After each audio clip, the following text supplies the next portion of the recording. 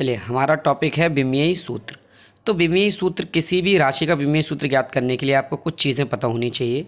जैसे देखिए, लंबाई का मात्रक मीटर होता है तो हम इसे एम से प्रदर्शित करते हैं। चौड़ाई का मात्रक क्या होता है? मीटर।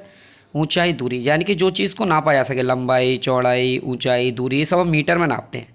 इसलिए हम यहाँ पर क्या प्रयोग करते हैं, आप यहाँ इनके मात्रक मीटर हो गए, है ना। लेकिन जब विमेयी सूत्र लिखते हैं तो आप जो है ना एल से प्रदर्शित करते हैं। किससे?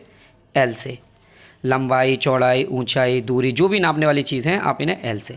ऐसी समय का मात्रक क्या होता है? सेकंड, लेकिन इसको आप टी से प्रदर्शित करते हैं। द्रव्यमान का मात्रक क्या होता है? किलोग्राम, लेकिन आप इसे एम से प्रदर्शित करते हैं। तो ये चीज़ें आपको याद करनी है कि जितनी भी नापने वाली चीज़ें वो आपको एल से प्रदर्शित करनी है, समय को आपको टी से और द्रव्यमान को आपको एम से। बाकी सिर्फ आपको सूत्र पता होने चाहिए। देखिए, ऐसे हम विमेयी सूत्र ज्ञात करेंगे। अब जैसे आयतन का अगर हमें विमेयी सूत्र ज्ञात करना है तो आयतन का सूत्र क्या होता है? लंबाई इंटू चौड़ाई इंटू ऊंचाई। तो लंबाई को किससे प्रदर्शित करना है आपको? एल। चौड़ाई को भी एल और ऊंचाई को भी एल। तो आयतन का विमेयी सूत्र हो गया एल क्यू। ऐसी बात करें क्षेत्रफल की, तो क्षेत्रफल का फॉर्मूला क्या होता है? लंबाई इंटू चौड़ाई। तो लंबाई को किससे प्रदर्शित करना है आपको? एल से। चौड़ाई को भी एल से। तो इसका विमेयी सूत्र हो गया आपका एल स्क्वायर। अब देखिए चाल का, तो चाल बराबर क्या होता है? दूरी बटे समय। तो दूरी को किससे प्रदर्शित करते हैं आप? एल से। समय को किससे बताया था? टी से। तो ये अब ये ऊपर जाएगा तो इसकी एक पावर होती है। चलिए, अब बात करते हैं चाल की। तो चाल बराबर होता है दूरी बटे समय। तो दूरी यानी कि एल, समय टी से प्रदर्शित करेंगे। तो जहाँ किसी की पावर नहीं होती तो हम 1 कंसीडर करके चलते हैं, यानी 1 होती है। तब ये 1 पावर ऊपर जाएगी तो क्या हो जाएगी? माइनस। पॉजिटिव है ना, इसलिए माइनस हो जाएगी।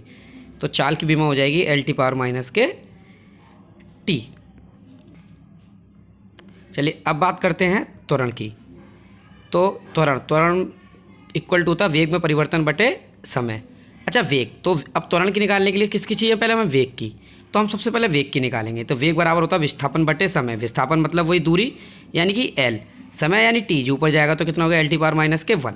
तो त्वरण निकालने के लिए त्वरण इक्वल टू हो गया वेग की विमा रख देंगे हम, एल टी पावर माइनस के 1 अपॉन टी। तो ये वाला टी ये आ गया। ये किसकी बात रखी हमने? केवल विस्थापन यानी कि वेग की विमा रख दी इस फॉर्मूले में त्वरण की निकालने के लिए। तो ये ऊपर चला जाएगा तो टी की पावर माइनस के 2।